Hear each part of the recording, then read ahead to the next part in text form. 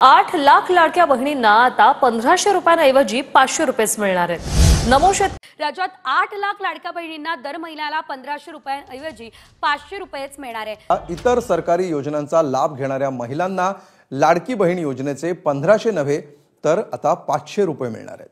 यावरून विरोधकांनी सरकारवर जोरदार निशाणा साधलाय। शेतकरी महासन्मान निधी मिळत असल्यानं लाडकी बहीणच्या हप्त्यात कपात झाली। 8 लाख महिलांना नमो शेतकरी कार्यक्रमांतर्गत 1000 सन्मान निधी। सरकारकडून करण्यात आलेल्या छाननीत 8 लाख महिलांना 2 योजनांचा लाभ मिळत होता आणि या महिन्यापासून मिळणाऱ्या हप्त्यात निधीची कपात होणार आहे। लाडक्या बहिणींच्या मतांची किंमत 1500 वरून 500 वर आली आहे। काही दिवसात ती शून्य होईल असा टोला संजय राऊत यांनी लगावलाय। मंडळी, ज्या योजनेचा सगळ्या लाडक्या बहिणी अतिशय आतुरतेने वाट बघत होत्या त्यांना आता सरकारने मोठाच आश्चर्याचा धक्का दिला आहे। त्यामुळे लाडक्या बहिणींना आता दरमहा 1500 ऐवजी डायरेक्ट 500 रुपयेच मिळणार आहेत। एप्रिल महिन्यापासून या लाडक्या बहिणींना 1500 ऐवजी केवळ 500 रुपये मिळणार आहेत आणि महाराष्ट्रातील जवळपास 8 लाख महिलांना फक्त 500 रुपयेच मिळणार आहेत।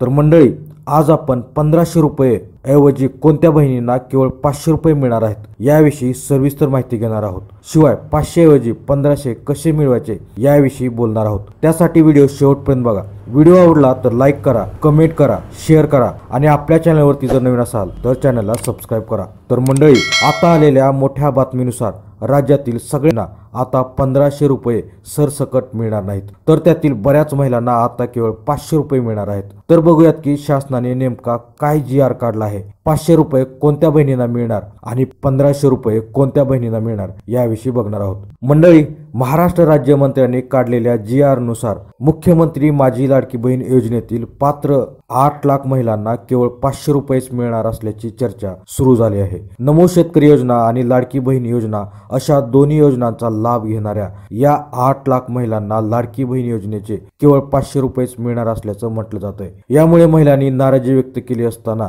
आता राज्यमंत्री आशिष जयस्वाल यांनी या संदर्भात स्पष्टीकरण दिलं आहे। ते आज माध्यमांशी बोलत होते। त्याचबरोबर आर्थिक सक्षम असलेल्या महिलांनी लाडकी बहीण योजनेचा लाभ घेतल्याने त्यांच्यावर गुन्हे दाखल करण्यात आले असून त्यांच्याकडून पैसेही वसूल करण्यात आल्याचा दावा विरोधकांनी केला आहे। यावर राज्यमंत्री आशिष जयस्वाल म्हणाले की कोणत्याही महिलांवर गुन्हे दाखल केले नसून वसुली केलेली नाही।